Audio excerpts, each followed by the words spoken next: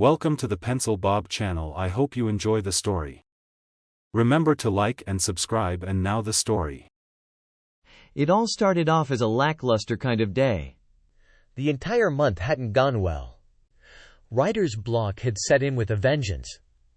Not only could I not think of anything to write about, even the forced attempts to write something, anything, was not working. I was using alcohol to quell my despair. I sat crouched over the coffee table, blindly staring at the computer screen. The sudden pounding at the door caught my attention, a relieving distraction at any rate. I slowly attained a standing position and ploddingly walked the necessary 30 feet to answer my front door. The knocking became insistent and didn't cease until I flung the door open. There, to my amazement, stood Todd. He looked horrible, must have lost 30 pounds. Damn, I hadn't seen him in months. The last time was when he was in a hospital when he had gone off his rocker. I'm not really sure how that happened. Todd was always an easygoing kind of guy. His main flaw was that he was a devout atheist, if devout would even be the correct word. He was a zealot. He hated religion with a passion, and was never afraid to give his opinions about religion and God constantly to those that didn't want his opinion, including me. Not that I'm all up in front of God or go to church or anything, and perhaps I really don't believe in a God, but hey, it's me. I get to have the right to be believing whatever the hell I want. Todd just stood there, staring back at me without a word, so I had no choice but to seek enlightenment and see if he wanted a beer. He looked a little shaky. Perhaps beer was a bad idea, but what the hell, and you can't drink alone, right? I'd asked him how it was going, and if anything was new, he just slowly shook his head. His eyes kept darting all around the room as if he was afraid his own personal demons were regularly both behind my couch and hiding in the bathroom. I sat beside him on the couch and gave him a wide smile, for old times and to be friendly. Company was better than attempting to write. I placed a beer in his hand, and he looked vaguely lost. His eyes brightened a minute amount, and he told me that he had a fantastic story and that I should write it.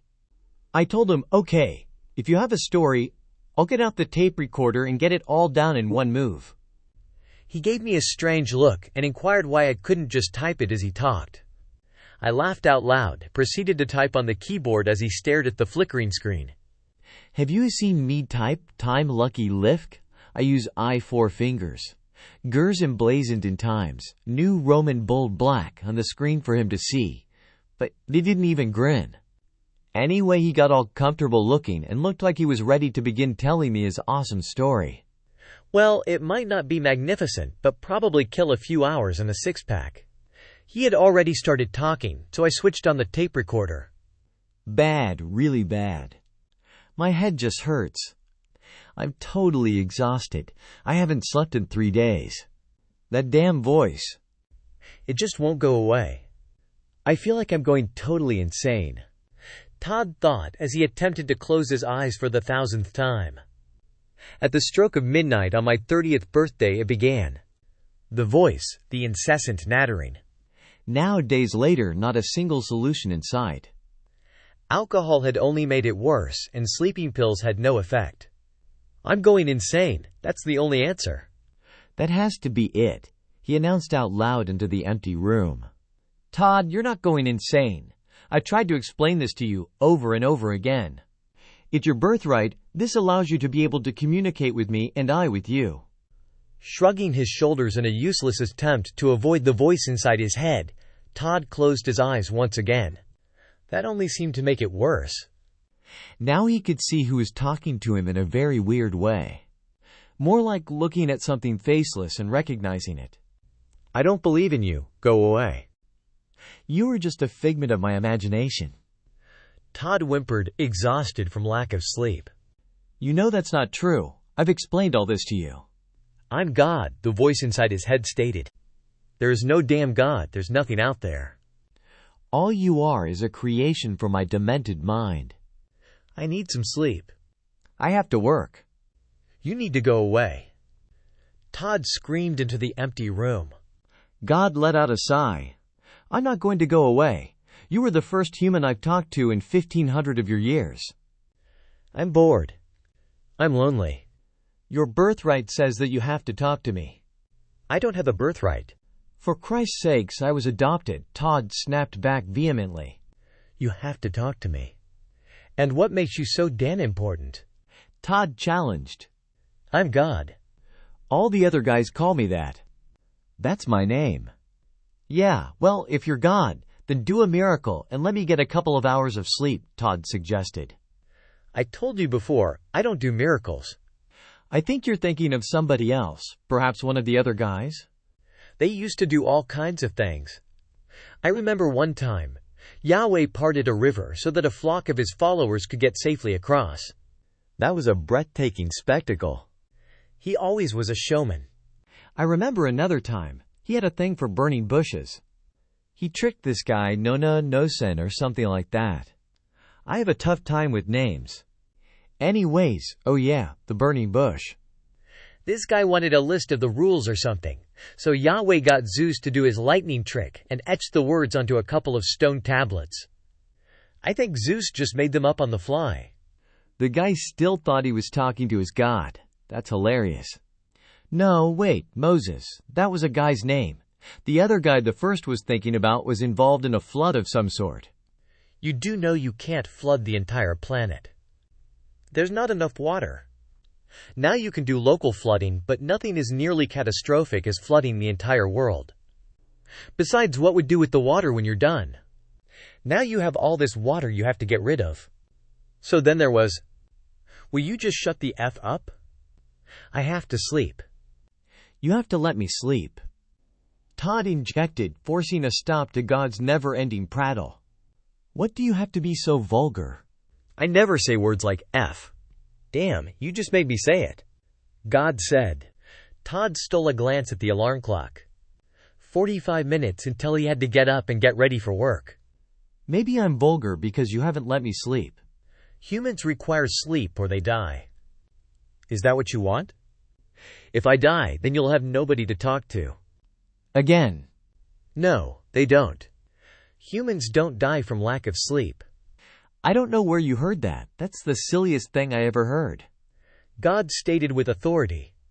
Whatever, Todd hissed with loathing dripping from his voice. Did I tell you why they call me God? Yes. Probably 100 times I've lost count. I don't care. Todd moaned warily. Oh, come on, it's a great story. Plus, I am the star of the story. My brothers called me God. Well, not really my brothers, sort of brothers. I can't explain how the relationship works, because there's lots of us. We're connected, sort of. Never mind, that's not really the interesting part to the story anyways. Yes, Todd said unemotionally. And then they'd always laugh and say, you were the one God, and afterwards laugh some more. Did you ever wonder why they were laughing at you? They weren't laughing at me. They're just fun guys, and besides, everybody needs a name. God insisted. I think you were dropped on your head at birth, Todd growled between gritted teeth. I wasn't born, and I don't have a head to get dropped on, so I don't understand the reference. Explain it to me. No. Todd yelled. You have to explain it. Damn, Todd sounds like he is having an argument with himself. Small wonder. They locked him up in the rubber room. It was a good time to grab a beer. Looking over at Todd, he hadn't even touched his well more beer for me. Heaving my bulk off the sofa, I made my way into the kitchen. For a second, I thought I heard a very quiet voice talking to me from a distance. All I could make out was, he's not telling the story right. That was a little weird. I hope whatever Todd has isn't contagious. Nothing a beer won't fix, so I opened the fridge and retrieved another one. It seems like this is going to be a long story. Hope I don't run out of tape. Work. I can't go because I'm exhausted, and it's all your fault. Why don't you bother somebody else? Give me a break. Todd whined close to tears. As soon as her brother turns 30, I'll talk to him too. God reassured happily. Todd remarked quietly, I don't have a brother, and smothered his eyes with his shaking hands. Yes, you do. Your father was always fond of the women. He got as many as he could. Remember I said it's your birthright. I know your father, and you have a brother. Then why have I never heard of him before? Todd exclaimed in exasperation. Quote, Maybe because you're adopted. They don't tend to give up that information anymore. God informed him eloquently. I'm not adopted, Todd sobbed with weariness in his voice. But you said, well, you just told me you were adopted. God said, confused. I was hoping that would make you go away. My judgment is fried. I don't know what I'm talking about anymore. I need to sleep. How many times do I have to tell you that? Todd said, trying to close his eyes again. You still have a brother. Sleep's not going to change that. I should probably explain your birthright, then you'd understand. Todd sat up in the bed and cradled his head in his hands. He then started rocking back and forth slowly in a jagged rhythm. I don't care about any of this, he uttered in a barely audible voice. If you're really God, show some compassion and please let me sleep. An hour later, Todd decided that going to work wasn't an option. Pulling clothes from the closet, he dressed in silence, not caring whether what he was wearing matched. Closing the apartment door, he decided to head for the hospital instead. I thought you said you were going to work. Why are you going to a hospital? God inquired. Mostly because you drive me insane, or I am already crazy, or I have been like this my entire life. I have to get this fixed. I have to make you go away. Todd vowed without enthusiasm or conviction. I know it's difficult. The last time I had a connection to someone, it took him a long time to adjust. That's all you need, just more time.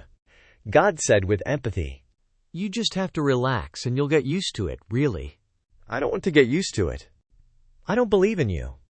I don't want you around invading my thoughts and talking non-stop. I'm exhausted. You won't let me sleep. Todd whispered quietly as he slowly progressed down the street to the bus stop. Standing at the bus stop, people started moving away from Todd because he was talking to himself and weren't sure if he presented any danger to them. 4 people started walking down to the next bus stop to avoid him. Todd slumped into the empty seat, waiting for the bus to arrive. He hung his head in defeat and started murmuring nonsensical words. The most the other people could make out at this point was the word God apparently repeated at random. The heavyset lady who had vacated the bench pulled out her pink cell phone and called the police. She explained to whoever was on the other end of the phone that a lunatic was at the bus stop with them and was probably dangerous. 3 police cruisers pulled up in less than a minute. The lady just pointed at Todd, and the officers approached him with their hands on their guns. Todd barely noticed their arrival and started screaming, "Shut up! Shut the F up! Leave me alone! Just go away, I don't believe in God." At this point, the officers wrestled him to the ground, subduing him and putting handcuffs on him. Officer Walt Tendis looked at Todd with a touch of sympathy and told the other officers that this man should be brought directly to the psychiatric ward in the hospital. They loaded Todd into the back of one of the police cars and left with the sirens blaring. Todd lay uncaring on the back seat of the police car, gratefully accepting his fate. The hospital for Todd represented a rapid departure from reality as he was poked and prodded, and eventually someone talked to him. The doctor sat across from him, carefully polishing his spectacles and squinting at Todd as if he was in great pain without those glasses. Abruptly, the doctor spoke. "So it seems I have been told God is talking to you."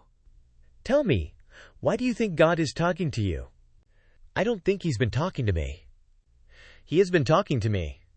He won't leave me alone and I can't sleep. I haven't slept in over 3 days. I've tried sleeping pills, getting drunk, and everything else I can think of. He won't shut up. Before we go any further, God is just his name. Todd stated, exasperated.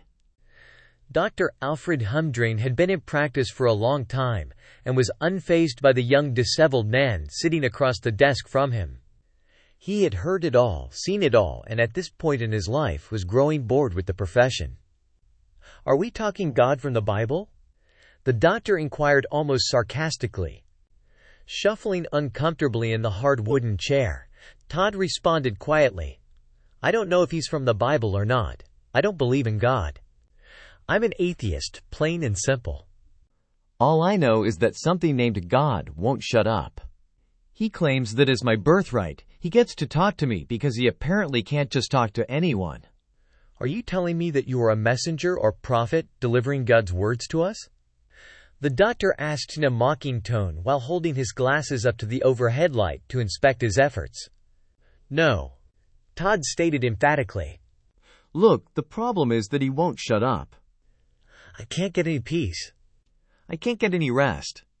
All he does is tell me stupid stories and several hundred times of how he acquired his name.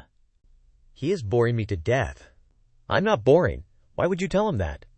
All my stories are good stories. Well, they're not my stories because they are not about me, but they are great history stories at the very least. God injected using Todd's vocal cords for emphasis. Yes, and they would be great stories if it wasn't you telling them. You have no sense of storytelling at all. They're disjointed. They don't make any sense. All I want you to do is leave me alone, Todd muttered.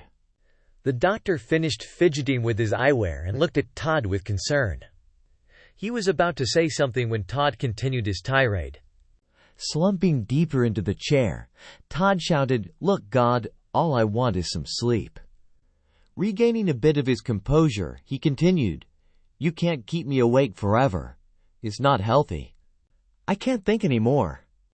I can't go to work and I can't relax in any way. If you want to bother me for a few hours a day, that's fine, but this 24-hour nonsense has to stop. I can't take it anymore." Why do you think I'm here? You don't have to be here. You have to accept the facts of your birthright. Besides that, I'm lonely. I haven't talked to anybody in 1,500 of your years. I could try to make my stories better if that would help. God lectured once again, making use of Todd's larynx. Shaking his head violently, Todd argued, "Is not your stories. It's that you won't go away, not a moment's peace since you showed up." You told me that you could take a form? Wouldn't that be much easier to talk to people? You told me that my father took a form and impregnated my mother as well as my brother's mother. Why can't you do that instead? God spoke quietly to Todd. Well, first off, the problem with me taking form is that I'm not very good at it. My brothers, for the most part, can maintain a shape for days and even months. The longest I've ever maintained a shape is an hour. Most of the time, it is a lot less than an hour. I've never mastered that skill. My main skill has always been telling the tales of my brothers. Well, then it doesn't do me any good at all, does it? Todd exploded in disgust, flailing his arms in the air. From his perch on his chair, the doctor watched in amazement as Todd seemed to be having an actual conversation with somebody because of all the interjected pauses and occasional outbursts that seemed to emanate from a different personality. He knew, of course, that Todd's behaviors were purely delusional. The diagnosis would have to be schizophrenia. Heavy medications were in order. Todd was led to a small room that contained a bed and a toilet. It resembled a prison cell, except for the fact that the walls were padded. He lay down on the bed as the nurse started administering injections. The world became unfocused, but sleep still would not come. Todd writhed in an uncontrolled fashion, barely aware of his surroundings. God's voice seemed to be a long way away, but still haunting him. Another beer down the drain, it may end up being a 12-pack day. Wandering off to the kitchen to retrieve new refreshment, I had to seriously wonder what kind of drugs they had given Todd. Perhaps he had some left and might be willing to share. With another cold brew in hand, I made it back into the living room where Todd was still babbling. I noticed that the tape recorder had stopped. Damn, I needed to turn the tape over, so I told Todd to wait a minute and quit talking. In oblivion someplace, he ignored my request and seemed to talk even faster. I quickly switched over the tape to the other side. Possibly, I can probably fill in the gaps later. 2 days and everything was still a blur. Todd sat slumped in the chair across from the doctor, who at present was paying far too much attention to polishing his glasses. The doctor occasionally looked down at the notepad on his desk and made a few tiny marks on it. The doctor seemed to be speaking to Todd through a long tunnel, as Todd could not understand a single word that was being said to him. Attempting to raise his head was a waste of time and effort. The doctor continued his conversation. "The nurses have told me that you are still not sleeping properly, and that you only seem to pass out for 10 to 20 minutes at a time. We're at the limits for the drugs that you're on. It may be necessary to explore other options." You of course would have to agree to some of the more radical procedures. What do you think about that, Todd? He concluded, not really expecting an answer. The doctor sat dejected, staring at his spectacles as if there was a spot on them that he couldn't seem to polish away, and was causing him great annoyance. What exactly have you done to him? Demanded a booming voice. Startled, the doctor looked up, trying to discern the vague shape that was standing in front of his desk. He carefully placed his glasses on his face to get a better look. Who exactly are you? What are you doing in my office? How did you get past the nurse? This time has been allotted to my patient, and I have no idea who you are and why you're here. The doctor asked, quite perturbed with the intrusion. I'm God. I seriously doubt that particular claim. The doctor stated with years of authority in his voice. Look, that's just my name, and you still haven't answered my question. What have you done to him? I can barely understand any of his thoughts. They're jumbled and disordered. It is his birthright to speak to me, and you're interfering with that. God roared angrily. Are you suggesting that you are the one true God? God was perturbed and replied furiously, I don't know about the one true God thing. That's just my name, just as your name is Alfred. The doctor wasn't impressed with his fellow knowing his name, as it was clearly marked on the door to his office. I think it's time to call one of the orderlies. Have you brought back to whatever room you came out of? You must be one of the new patients, which I have not met yet. The doctor said, reaching for the phone on his desk. I can prove to you conclusively that Todd is not imagining me. God grumbled forcefully. And how do you propose to do that? The doctor inquired. Well, I don't know if Todd has told you or not, but I don't do miracles, mostly because I can't. Now my brothers, on the other hand, could do all kinds of amazing things. I remember in Egypt, Atum decided to be the main deity for them back then, and did many astonishing things, but the best thing he did was tricking them into building the pyramids. He convinced them that if they followed the procedures exactly and started entombing the pharaohs, that they would also be gods. That was hilarious. Now, Odin, on the other hand, didn't really perform a lot of miracles, so to speak. However, he taught us that you can make humans pregnant. And then Loki, by far my favorite, was always playing practical jokes on everybody. My brother Athena said that we didn't add any extra chromosomes to the DNA. However, it changed a few things in which she called the junk DNA. Oh, a gender thing, I think. I have to explain that because you have two genders. Well, not you, but humans do. Athena most of the time liked to take a human form as a female. I think she wanted to have a child or something. Keeping a form for 9 months may not be possible, and I don't know if she succeeded or not. I don't have a gender. Well, none of us do. I will have to go over some of my notes to see if she had a baby. I may have missed that. No, wait. I seem to have gone off topic here. Okay, this is the part that I meant to tell you. Odin figured out we could take a human form. Now, most of my brothers were really good at it. Some of them could maintain a form for months. I, on the other hand, for the most part, I can only maintain a human form for a few hours. Before you ask, Todd is not my son. I'm explaining that wrong. One of my brothers got Todd's mother, as well as Todd's brother's mother, pregnant. He then transferred their birthright to me. He did that because he knows that I haven't had anybody to talk to in quite a while. He was supposed to take me with him to the place my other brothers are at right now, but he left suddenly. But then that's just like Loki. Dr. Alfred Humdreen simply stared at the person in front of him and was only willing to give him a few more minutes. He wasn't sure if he was violent or not. He rested his hand near the phone, just in case. Athena said that we didn't need to add any extra chromosomes to the DNA. However, it was necessary to change a bunch of minor things in which he called the junk DNA. God repeated. That's the reason why certain humans can hear my brothers and me. Whatever Loki did, altered it just right so that they could hear me instead of him. That's better because he's not here right now and I am. Anyway, there are not a lot of ways that I can offer you proof, except by the lack of my existence. I'm not very good at holding form, and when I lose control of it, the body just comes apart. Now, would you accept that as proof that I exist and that Todd hears me? Dr. Alfred Humdreen simply stared straight forward, attempting to see through what he considered to be the apparition in front of him. It was dressed in an ill-fitting purple suit that appeared to be from the 18th century. Nothing about the attire matched, including the fact that the person claiming to be God wasn't wearing any shoes. His hair stood out at odd angles from his head, and the color was hard to describe. It seemed to oscillate through a full color spectrum.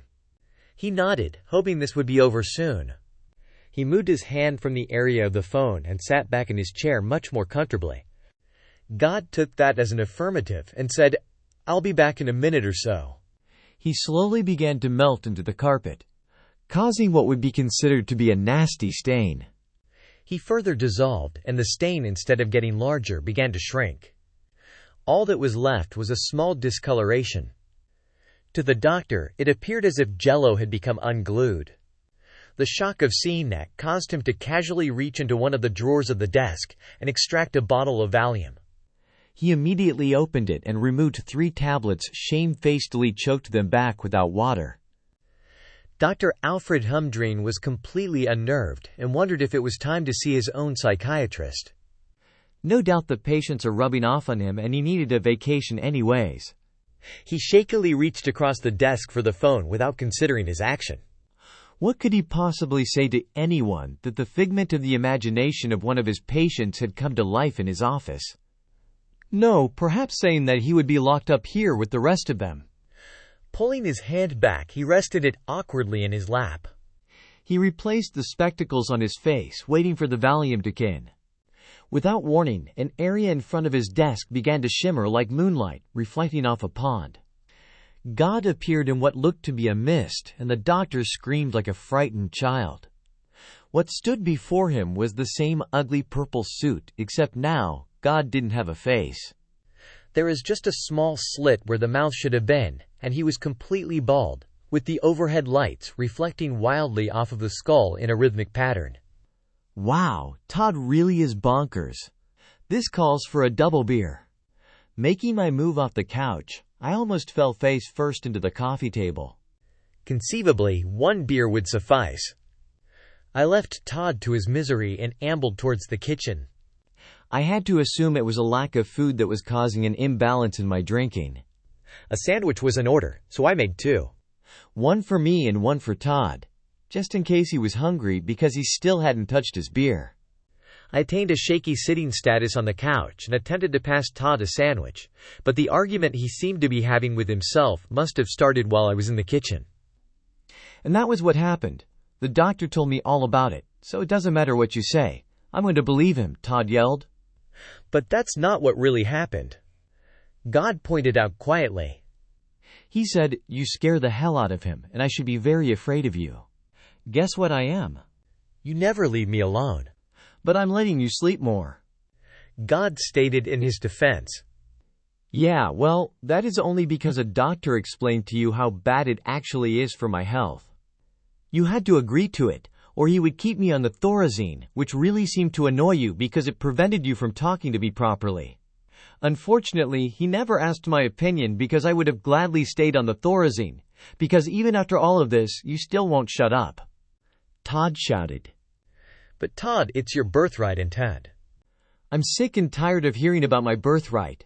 The problem is not that you talk to me, is that you invade me. Todd screamed, interrupting him. I glanced at my watch. Damn, where's the time gone?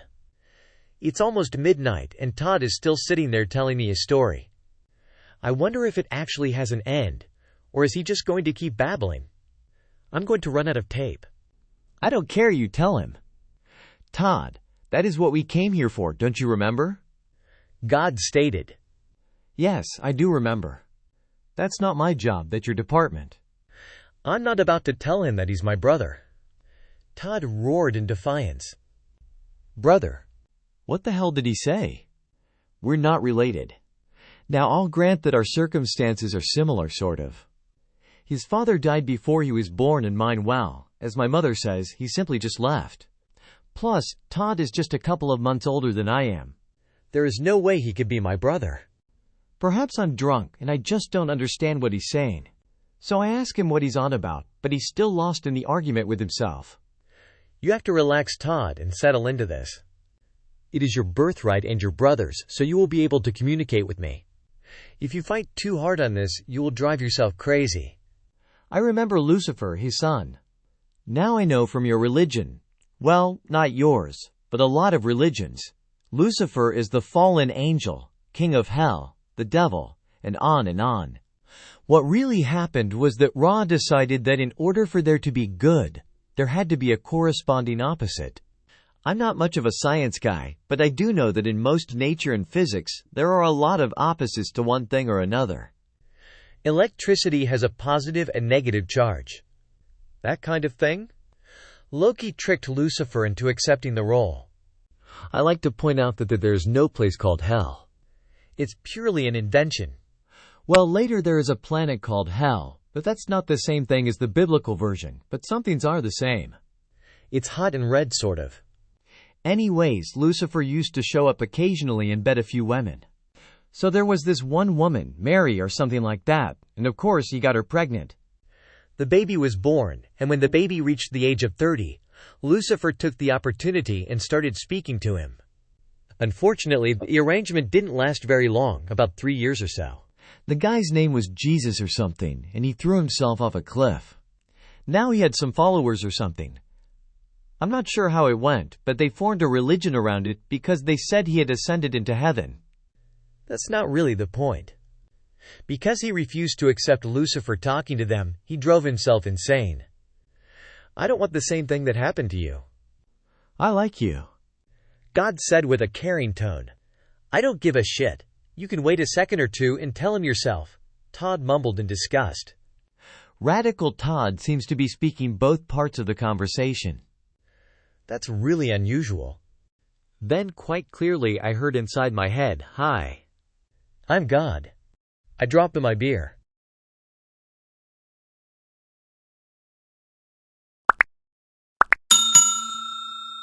I would like to thank you for watching the video to the end.